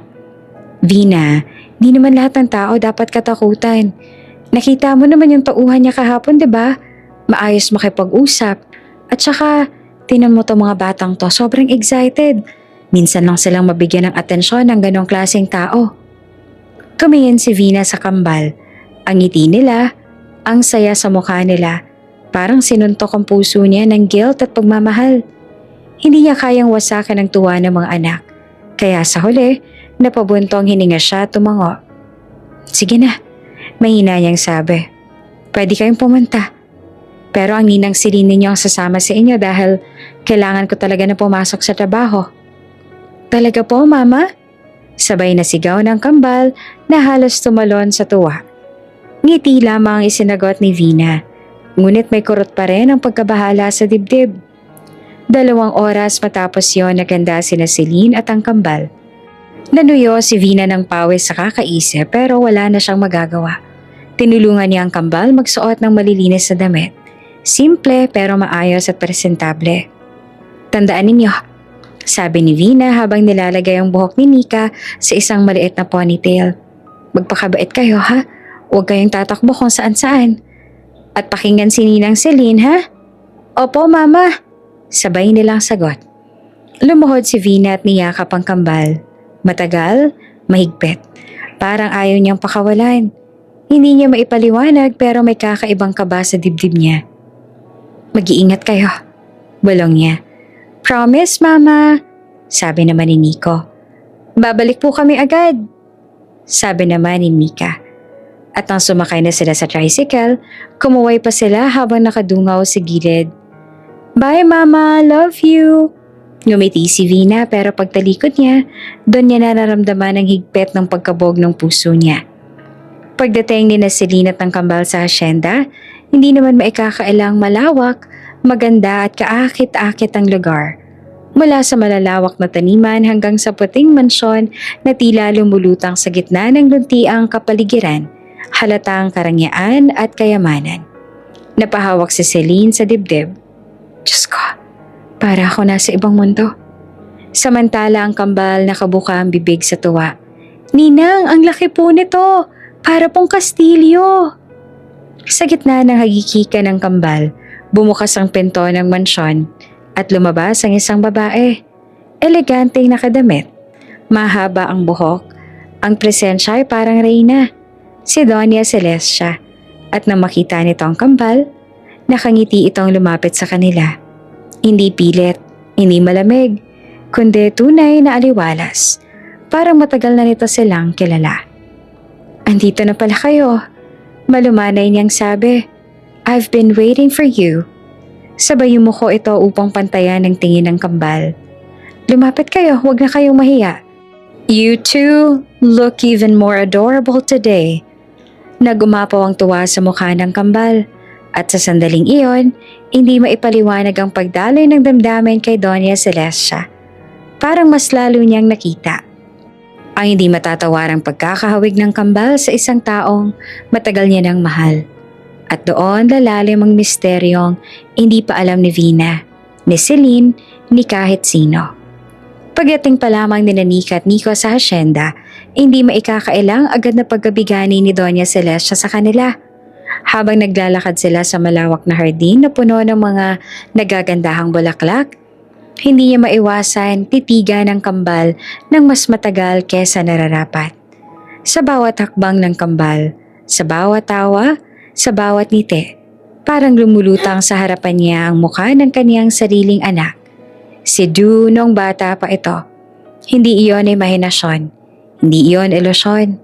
Napakalinaw, may kakaiba, may mali, may tanong na hindi niya masagot. Habang abala si Celine sa pakikipag-usap sa isang katiwala, si Doña Celestia naman ay lumuhod sa lilim ng isang malaking puno ng akasya kung saan naglalaro ang kambal. Nika, Nico, tawag niya na malumanay ngunit may bahid ng pagtataka sa boses. Can I ask you something? Agad na tumigil sa pagtakbo ang kambal at lumapit sa ginang. Parehong nakangiti at walang kaalam-alam sa bigat ng tanong na gustong lumabas sa bigbig ng Donya. Opo, Donya. Sabay nilang sagot na halos pareho pa ang tono. Napahinga ng malalim si Doña Celestia. Tinitigan niya ang mga mukha ng bata, ang hugis ng mata, ang ilong, ang panga. pati ang paraan ng pagngiti. Hindi ito maaaring coincidence lamang. Ano ang pangalan ng iyong ina? Maingat yang tanong. Mabilis na nagliwanag ang mukha ni Nika. Si Mama Vina po. Masayang sabi niya. Ang bait-bait po ni Mama, lagi po niya kaming nilulutuan ng masarap kahit pagod siya. Tumango naman si Nico, sabay hawak sa kamay ng kapatid. Totoo po yun, Donya. Maganda po si Mama, tapos mabait. Hindi siya nagagalit kahit makulit kami. Lagi niya po kaming niyayakap bago matulog. Bahagyang lumuwag ang dibdib ng Donya. Ngunit kasunod nito, may pumasok na bagong tanong. Ang pinaka-importante. Ano naman ang pangalan ng iyong ama? Dahan-dahan niyang tanong. Halos nakahawak sa dibdib sa kaba ng kanilang sagot. Ngunit ang kambal sabay na umiling. Hindi malungkot, hindi kinakabahan. Simple lang, dire-diretso, inosente. Wala po kaming papa, sagot naman ni Nico. Inosenteng napatingin sa ginang. Hindi po namin siya kilala. Dagdag naman ni Nika, hinahaplos ang mga bulaklak sa tabi. At bago pa man magtanong ang Donya, sinundan pa ni Nico ang sinabi ng kapatid. Pero okay lang po yun, mabilis na sabi niya. Kasi happy naman po kami. Tumango si Nika, sabay ngiting abot tenga. Si Mama lang po ang kailangan namin at si Ninang Celine. Masaya po kami kahit wala kaming papa. Para bang tinamaan sa gitna ng dibdib si Doña Celestia. Hindi niya namalayang napatitig siya sa kambal ng mas malalim. Walang kilalang ama. Magkahawig kay Drew. Iisang araw lang silang nakita pero agad siyang hinanap. May parang malamig na hangin na dumaan sa kanyang isipan. At kung paano ngumiti ang kambal. Ganito rin ngumiti si Drew nung bata pa siya. Hindi niya ito matatanggihang katotohanan. Hindi niya alam kung dapat ba siyang matuwa o matakot. Pinilit ni Doña Celestia na ngumiti. Marahang hinaplos ang buhok ng kambal. I see, mahina niyang sabi. You two are very strong children and very brave. Nagkatinginan ng kambal at ngumisi sa kanya. Donya? Masayang tanong ni Nika. Babalik po ba kami dito ulit? Hindi agad nakasagot ang Donya. Tiningnan niya ang dalawang bata na parang tinatansya ang bigat ng bagong misteryong hawak niya ngayon. At sa huli, ngumiti siya. Of course, sagot niya ng may buong lambing. You're always welcome here. Pero sa likod ng ngiti, hindi niya maiwasang magtanong sa sarili. Kung wala silang ama, at kung gaano sila kamukha ni Drew, posible bang? At iyon ang katanungang maaaring magbago ng takbo ng kanilang mga buhay, lalo na kay Vina, na pilit niyang mailalayo sa gulong muling lumalapit. Kinagabihan matapos makauwi ang kambal at si Celine mula sa asyenda, hindi pa rin mapakali si Doña Celestia. Paulit-ulit na sumasagi sa isip niya ang mukha ni Nika at Nico, ang hugis ng kanilang mata, ang korba ng labi, ang paraan ng pagtawa at pananalita. At lalo pang hindi niya malimutan ang walang pag-aalangan nilang pagsagot. Wala po kaming papa, pero masaya po kami kay Mama. Kaya pagbalik niya sa loob ng mansyon, agad niyang kinuha ang telepono at tinawagan ng kanyang anak. Ma? Tanong ni Drew sa kabilang linya. Bagyang paos dahil kararating lang mula sa trabaho. Is everything okay there in the province? Huminga ng malalim si Doña Celestia bago nagsalita. Anak, I need to tell you something. May bahagyang pag-aalala sa tono niya, dahilan para bahagyang magtuon si Drew. What is it, Mom? Umupo si Donya sa antigong upuan na nakaharap sa malaking bintana ng asyenda. Ang hangin ay malamig, ngunit ang puso niya ay may tila kumakabog na mas mainit kesa dati. I invited 2 children over today. The twins who helped me the other day. Oh, the kids you mentioned. Sagot naman agad ni Drew. The polite ones? Yes, those sweet little angels. Sagot pa ni Doña Celestia at may lambing ang boses. They are very kind, very respectful and honestly, anak napakabait nila. Parang matagal ko na silang kilala. Saglit na natahimik si Drew bago sumagot. Oh, that's good, Mom. At least you made some new friends around there. Pero hindi natapos si Doña Celestia. And I asked them about their mother. Napakunot ang noon ni Du. Okay, and? Huminga ng malalim si Doña. Their mother's name is Vina. Parang biglang nagkaroon ng katahimikan sa kabilang linya. Tahimik, walang kahit anong tugon. Parang nawala ng hininga si Du. Are you sure that's the name of their mom? Mahina pero mariing tanong ni Du, na para bang ayaw niyang marinig ang sagot.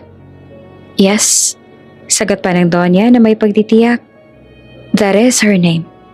Tahimik si Du. Napansin naman niyon ni Doña Celestia. You know what, anak?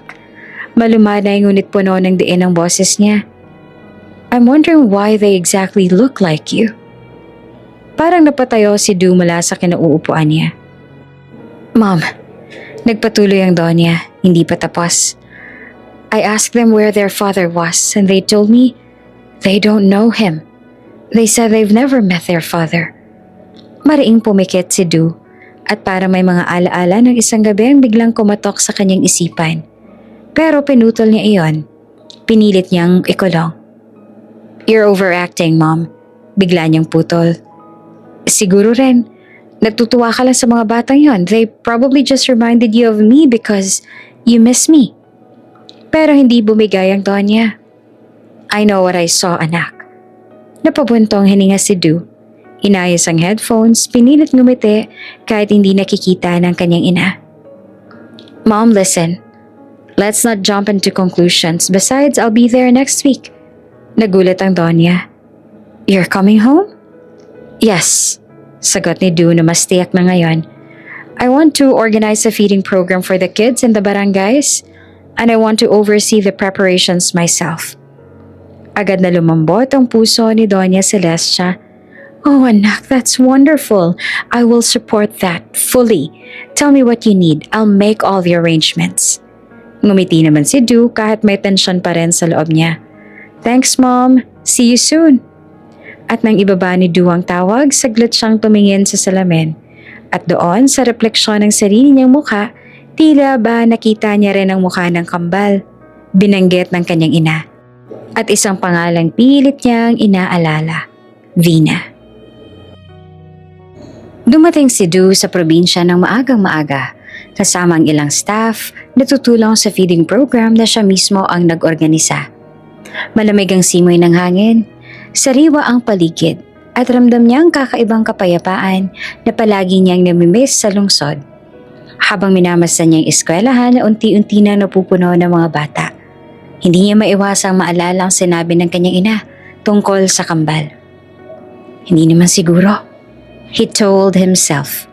Coincidence lang yun.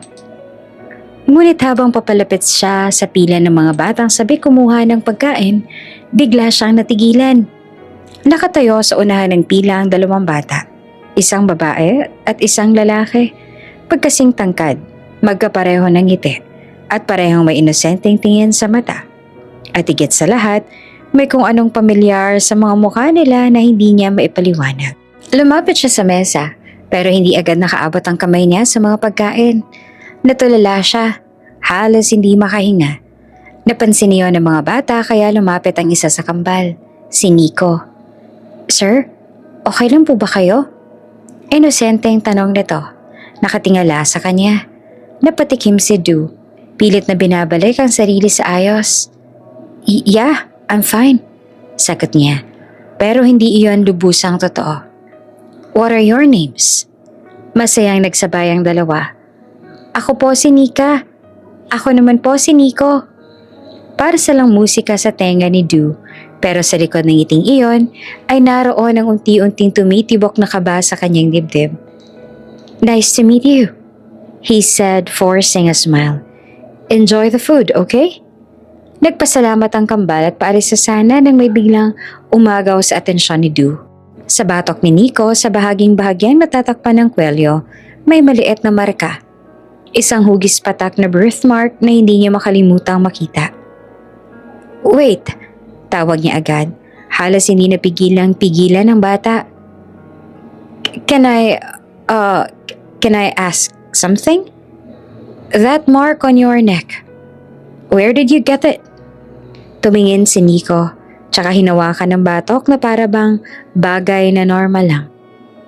Birthmark ko po yan, sagot niya. Meron din pong ganyan ang kakambal ko. Opo, sabat naman ni Nika na masigla. Pareho po kami, tingnan niyo po oh. Inangat niya ng kaunti ang buhok niya sa batok. Parehong pareho. Hugis, kulay, lokasyon. At parang may biglang lumubog sa sikmura ni Du. Is that something you got from your mom? Mahina niyang tanong. Halos hindi makapaniwala sa nilalabas na salitang kaninay, hindi man lang sumagi sa isip niya. Opo, sagot ni Nika. Sabi ni Mama na mana raw po namin ito sa kanya. Para siyang binuhusan ng malamig na tubig. Sa utak niya, malinaw na malinaw ang larawan ni Vina noong gabing iyon. Malinaw pa sa alaala ni ng birthmark ni Vina na parehong-pareho ng sa mga bata. Napalunok siya, halos hindi makapagsalita. Anong pangalan ng mama ninyo? Vina po. Lalo siyang nanlamig. Ilang taon na kayo? Tanong niya na pilit pinipigilan ang panginginig ng boses. Malapit na po kaming mag-6. Masayang sagot ng kambal. At doon tuloy ang nanghina ang loob niya. 6? Kinumpit niya sa isip. 6 na taon. Mahigit 6 na taon na mula nang hindi niya matapos ang sariling iniisip. Ang mundo niya ay parang biglang umikot at ang ingay ng mga bata sa paligid ay unti-unting nilamon ng katahimikan na lumulunod sa kanya. Tumingin ulit sa kanya ang kambal. Walang kaalam-alam sa bigat ng sandali. Thank you po sa pagkain, sir. Masaya nilang sabi. Napangiti siya ng mahina, magaan pero puno ng paggalito. You're welcome. At habang lumalayo ang kambal dala ang kanilang pagkain, nanatiling nakatayo si Du doon, hindi makagalaw. Isang tanong lang paulit-ulit sa isip niya. Posible ba? O may hindi sinasabi sa kanya si Vina? Pag-uwi ni Du sa asyenda mula sa feeding program, ramdam niya ang kakaibang tensyon sa hangin.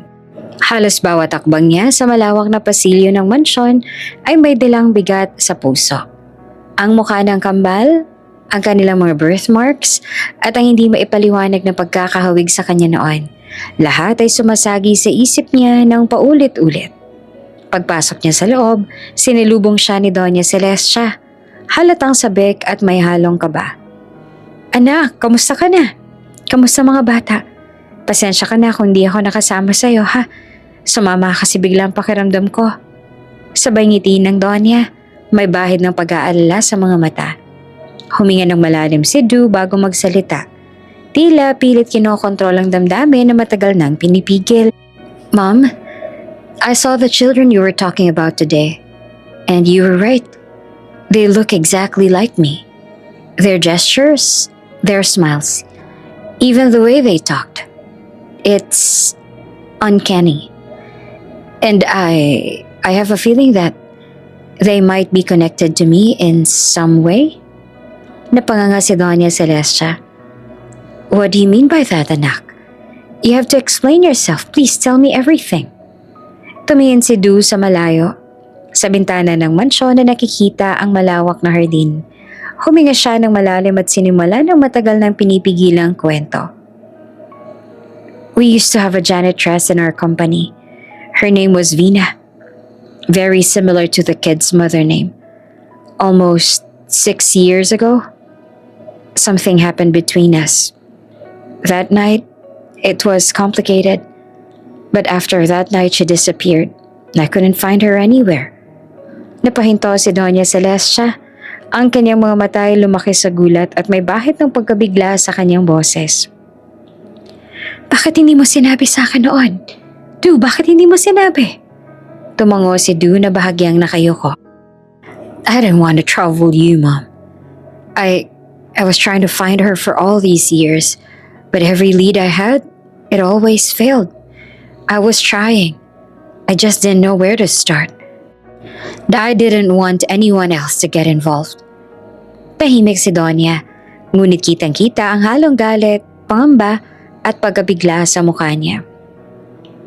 Du, Are you in love with that woman? And if those twins happen to be your children, are you willing to marry her? What if she's alone, without anyone else? Huminga ng malalim si Du at tumingin sa kanyang ina. Matibay at tapat ang boses. That's what I've been planning since then, Mom. I've been waiting for the right time. For her and for the children. That night changed everything. And even though I didn't know where she went, I never stopped thinking about her. Napanganga si Donya at bahagyang tumingin sa kisame. Tila pinipilit proseso ang lahat ng sinabi niya. And Prim? What about her? Weren't you supposed to marry Prim? Did you... What? Ngumiti si Du ng bahagya. May halong pangungutya at kalmadong tensyon sa mukha. I only did that for business convenience, Mom. And you know that. I don't like her. I never loved her. She was the one who pushed through, who tweeted, who forced things. She even used her connection just to manipulate certain situations back then. But nothing more. And we both know that. Tumahimik si Donya. Ramdam ang bigat ng katotohanan na matagal nang nakatago sa anak niya. Ngunit hindi niya maalis ang damdamin ng pangamba. So you're saying, all along, your heart was always elsewhere? Tama, Mom. And now that I know the children exist, and that she's still out there somewhere, I can't just ignore it. I have to face it. Huminga ng malalim si Donya at marahang niyakap ang balikat ni Du. I understand, anak, but you have to be careful. There's a lot to consider. These children, kung sakali man anak mo sila at ang nararamdaman natin ngayon ay lukso ng dugo, they may change everything. But they are also a blessing. So you must do the right thing. Ngumiti si Du at para bang bumuhos ang ilang taon ng hinanakit at pagtatangka na itago ang damdamin. Yes, Mom. That's what I intend to do. I will be responsible for her, for the children, and for everything that happened back then. I will make it right. Tumigil si Donya at dahan-dahan na nagtanong muli. May halong pangamba at pag-aalala. Do? So what will you do now? What I should have done 6 years ago. I will find her, and I will make sure she and the twins are safe. And if it turns out that they are mine, I will do everything to be the father and the husband they deserve. Maagang umalis si Du mula sa hasyenda, kasama si Doña Celestia, patungo sa probinsya kung saan nakatira si Vina. Habang nagmamaneho sila, tahimik si Du, nakatingin sa bintana. Samantala si Vina naman abala sa paglilinis sa kanilang bahay. Na makakita siya ng sasakyan sa harap ng bahay, unti-unting pumuno ang dibdib niya ng kaba. Sasakyan po yan ni Doña Celestia? Sabi ni Nika habang tinatanaw ang malaking sasakyan na huminto sa kalsada. Nang bumaba si Du mula sa sasakyan kasama ang ina niyang si Doña Celestia, huminto ang mundo ni Vina. Bigla siyang nagulat at bahagyang napahinto sa ginagawa niya. Parang natigilan sa galit, kaba at takot. It's really you. Binitiwan ni Du. Ang tinig niya ay halos nanginginig, ngunit puno ng katotohanan at damdamin na matagal niyang pinigilan. It's really you, Vina. The one I've been looking for all these years. Napatingin si Vina sa kanya. Pinipilit panatilihin ang kanyang mukha na kalmado. Ngunit ramdam niya ang bigat sa dibdib at ang mabilis na tibok ng puso. Hindi ko po kayo kilala. Nagkakamali lang siguro kayo. Pilit niyang sabi. Sinusubukang iwasan ng mga matang sobrang pamilyar sa kanya. Ngunit si Du ay hindi nagpapadala sa pretensyon. Lumapit siya ng dahan-dahan. Tiningnan ang bawat galaw ni Vina. You can't lie to me. I know it's you. I've been searching for you for 6 years. I never stopped thinking about you. You can't fool me, Vina. Natigil lamang si Vina. Di alam kung anong sasabihin. Ang kaba, takot, at pagkagulat ay sabay-sabay sumalubong sa kanya. Subalit sa kabila ng lahat, ramdam niya ang tapat na damdamin ni Du. Bago pa man siya makapagsalita ng buo, biglang lumapit ang kambal. Sina Nico at Nika. Parehong nakangiti ngunit may halong hiya. Sir, kamusta po kayo? Masayang tanong nila. Mama, siya po yung mabait na sir na pumunta sa school namin para magbigay ng food sa amin. Nakatingin lamang si Du sa kambal. Sa kanilang mga mata, ilong, ngiti, pati ang maliit na tikwas ng kanilang buhok. Para bang nakatingin siya sa salamin ng bata pa siya. Hindi ito basta hinala. Hindi ito basta pagkakamali. Ito ay katotohanang unti-unting sumasabog sa loob niya. Dahan-dahan siyang lumingon kay Vina. Nahalatang kinakabahan habang pinagmamasdan ng bawat galaw niya. I have a question for you, Vina. Seryoso na sabi niya dito. Napakapit naman si Vina sa laylayan ng kanyang damit. Halatang naiipit sa sitwasyon. Wala naman tayong dapat pag-usapan, Du. Tapos na yan. Ngunit hindi pumayag si Du. Hindi na siya yung lalaking kayang manahimik. Hindi matapos ang 6 na taong paghahanap at paghihintay. For the past 6 years, I think I have the right to know everything that's been in my mind. The right to ask all the questions I wanted to ask. The right to talk to you, and I hope you don't deny me this time. Saka siya napalapit kay Vina at seryoso ang tinig. Right now, Vina, I want to know everything.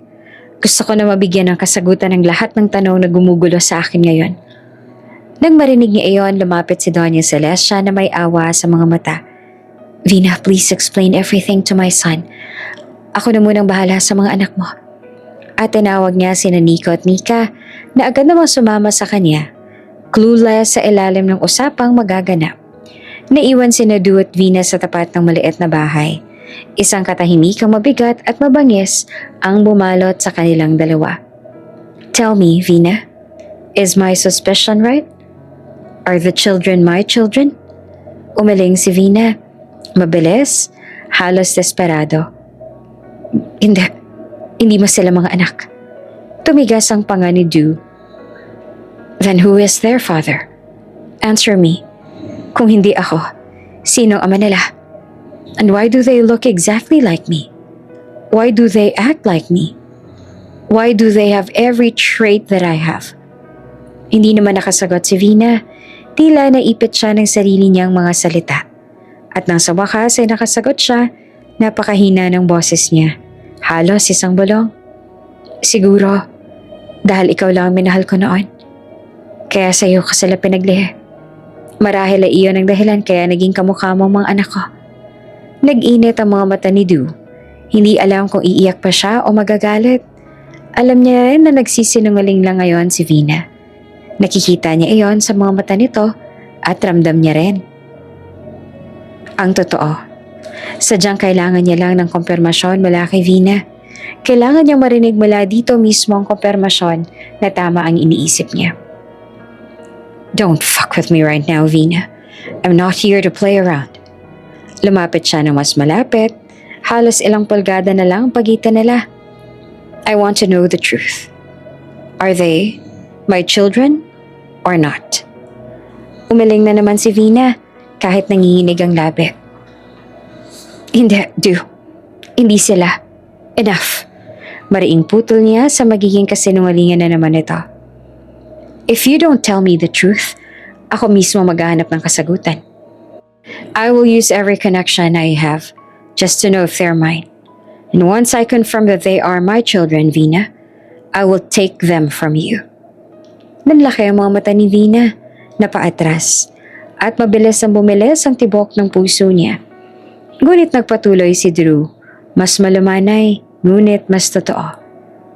But if you tell me the truth now, I will let them stay with you, with us, as a family. Doon tuluyang bumigay si Vina. Bumagsak ang luha sa kanyang pisngi kasabay ng nanginginig niyang tinig.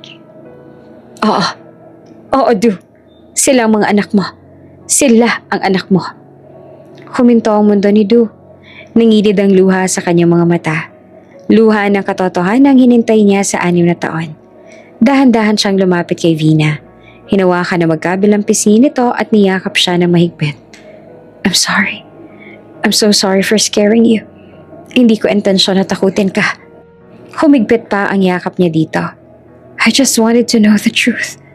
And I know I was wrong for pushing you like that. Doon na napaiyak ng tuluyan si Vina. Hindi lamang dahil sa takot, kundi dahil sa bigat ng damdaming tinago niya ng napakatagal. At sa unang pagkakataon matapos ang 6 na taon, magkasama nilang hinaharap ang katotohanang matagal na nilang tinatago. Tahimik lamang si Vina habang nakaupo sa lumang sofa. Hawak ang panyo niyang basang-basa na ng luha. Nasa kabilang upuan si Doña Celestia. Nakataas ang isang kilay at nakahalukip-kip. Halatang naghahanda sa pag-uusap na matagal na dapat nang naganap. Katatapos lang makausap ni Duwang Kambal sa labas. Naiwan si Navina at ang Doña sa loob ng maliit na sala. Huminga ng malalim si Doña Celestia bago nagsalita. Vina, mahinahon pero matigas ang tono nito. Pwede mo bang ipaliwanag sa akin kung ano ang dahilan? Bakit ka umalis? Bakit may tinago ang totoo sa anak ko? Napayo ko si Vina.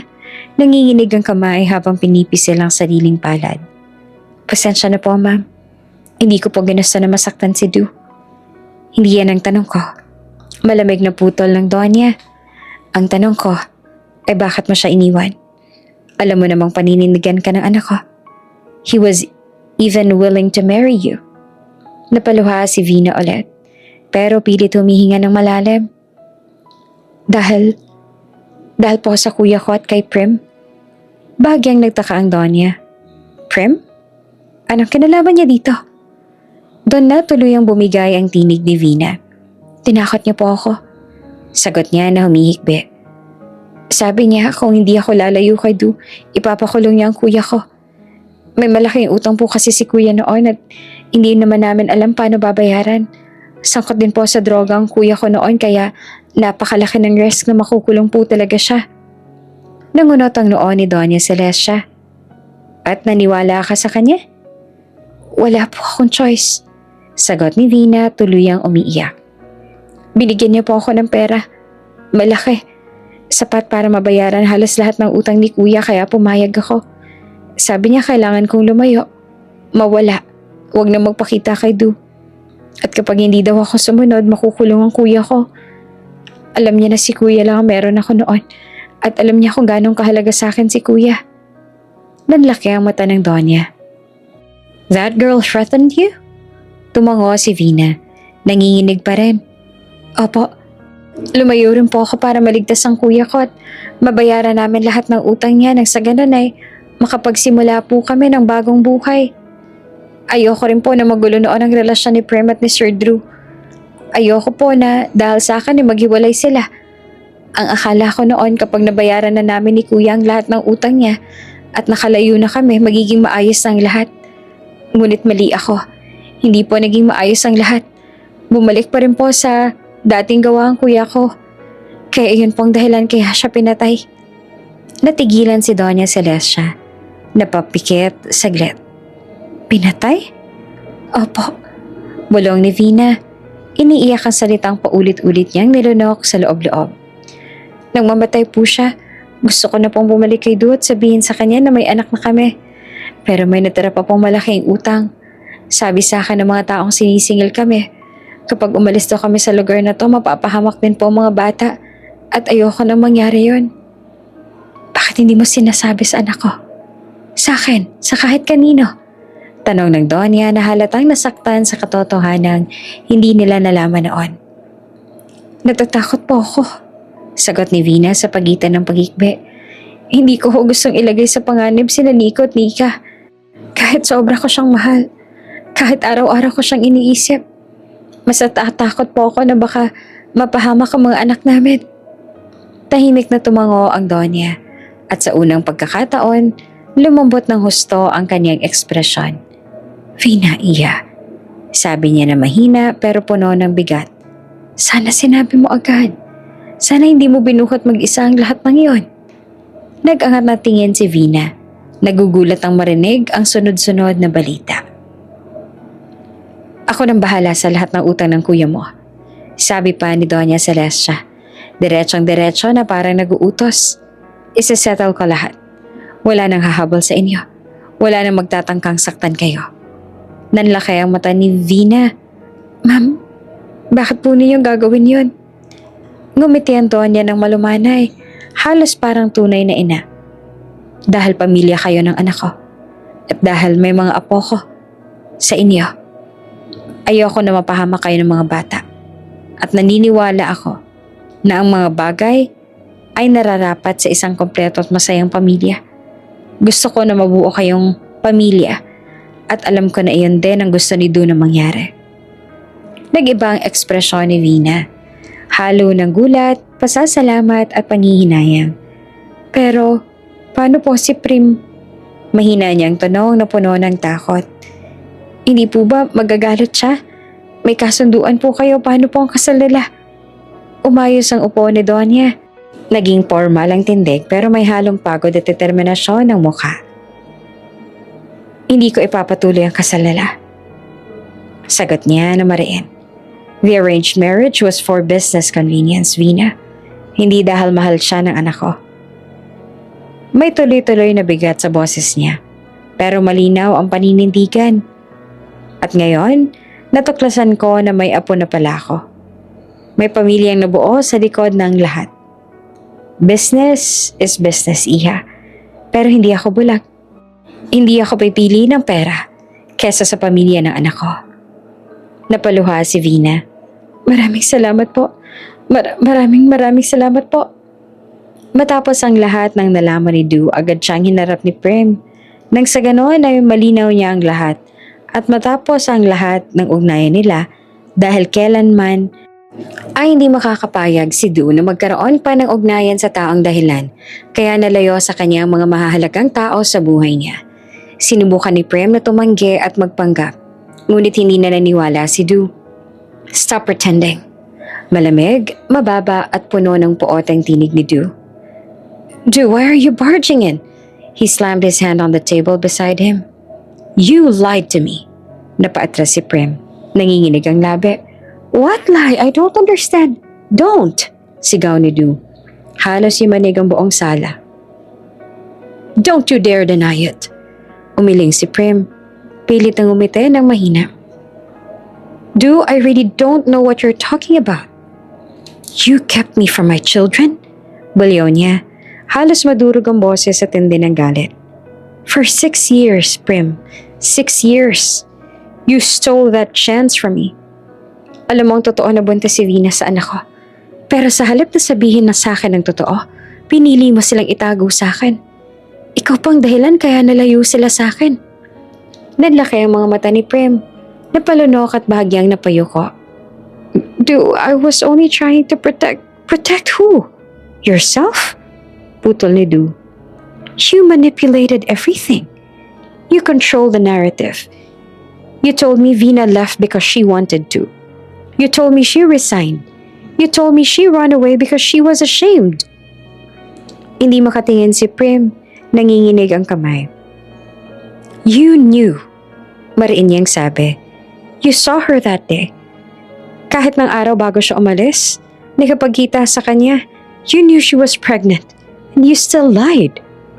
Pilit na umiwas si Prim, nanlalamig. I didn't know for sure. Stop pretending you didn't. Muling sumigaw si Du. You made sure I never found her. You blocked every lead, every information, every person who knew her. You took away my right to be a father. Napahagulgol si Prim. I only did that because I love you. Love? Tawa ni Du, mapait at puno ng panlilibak. That's not love, Prim. That's obsession. Manipulation. Selfishness. Humigpit ang panga niya at saka siya tumayo ng tuwid. Starting today, I'm ending everything. Napamulagat si Prim. What do you mean, Du? You can't... I can. And I will. Du, please. You can't do anything to stop me or else. Tumalim ang tingin niya. I will ruin you and your family. And we both know I am more powerful than your family now. Umiyak si Prim. Halos hindi makahinga. Du, don't do this. Pero tahimik na lumapit si Du sa pinto. Hawak ang sariling temper para hindi tuluyang sumabog. It's over, Prim. Whatever this was between us, it's dead. Lumayo siya na hindi malang lumingon. At gagawin ko ang lahat, dagdag niya na malamig at tiyak, to build my family with Vina. The real family I should have had 6 years ago. At sa pagkalapat ng pinto, naiwan si Prim. Durog, umiiyak, at alam niyang wala na siyang laban. Dahil sa agarang aksyon ni Doña Celestia, hindi na nagkaroon ng kahit anong pagkakataon si Prim na guluhin pa ang pamilya ni Du. Mismo ang Doña ang humarap sa mga abogado at koneksyon ng pamilya nila upang tiyaking mapuputol na ang impluensya ni Prim sa negosyo man, sa lipunan, o sa personal na buhay ni Du. Hindi rin nagtagal at sa tulong ng mga taong pinagkakatiwalaan ni Doña Celestia, lumabas ang matagal nang tinatagong katotohanan. Isang gabi, habang magkatabi nakaupo sina Du at Vina sa sala ng hasyenda, dumating si Doña Celestia, kasama ang private investigator. Sir, ma'am, may nakuha na po kaming malinaw na ebidensya. Ang mga nagbanta sa buhay ninyo, ma'am, pati ang taong pumatay sa kuya ninyo, ay tauhan po ni Miss Prim. Para bang bumuho ang mundo ni Vina sa narinig, napahawak siya sa dibdib, nanginginig at halos mawala ng lakas. Agad siyang inalalayan ni Du. Si Prim? Bakit niya? Bakit niya kailangan gawin sa amin yun? Ano bang nagawa namin sa kanya? Dahil sa obsession niya. Dahil gusto niyang kontrolin ang buhay ko, pati ang buhay mo. Pero tapos na. Hindi niya na kayo masasaktan. Iho, Vina.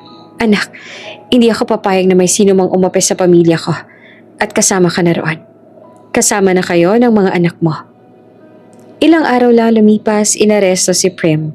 Nakayuko ang ulo nito habang inilalabas ang pulisya mula sa mansyon ng pamilya nila. Kasabay niyang hinuli ang mga tao nitong sangkot sa pagpatay sa kuya ni Vina at maging ang tangkang pananakit sa kambal. Hindi na ito nakapalag, wala ng koneksyon, wala ng kapangyarihan. Wala ng pagkakataong makabalik. At sa huling beses na hinarap niya si Du bago siya dalhin sa selda, Du, hindi mo ako pwedeng talikuran. Tayong dalawa dapat. Hindi kailanman naging tayo. At hindi mo kailanman guguluhin ang pamilya ko. Wala ka ng kapangyarihan sa buhay ko. Tapos na. Tuluyan na siyang dinala ng mga pulis. Isang kabanata ang tuluyang nagsara. Pagbalik ni Du sa asyenda, nadatnan niya ang kambal na masayang naglalaro sa hardin. Si Vina naman ay nakaupo malapit sa bintana. Pinagmamasdan sila. Halatang pagod pero kita ang gaan ng dibdib. Lumapit si Du sa kanya, marahang hinawakan ng kamay nito. Wala nang dapat katakutan. Safe na kayo. Tapos na ang lahat. Du, hindi ko inakalang darating pa ang araw na magiging tahimik ang buhay namin. Simula ngayon, hindi lang tahimik. Masaya. Buo dahil pamilya na tayo. Lumapit ang kambal, niyakap ang kanilang mga magulang. At doon naramdaman ni Vina ang bagay na matagal niyang ipinagdasal, kapayapaan. Bago ka pa lang sa channel neto, ibang kwento ni Ate Jane, istorya mo, ikwento ko. Huwag kalimutang pindutin ang notification bell at subscribe button.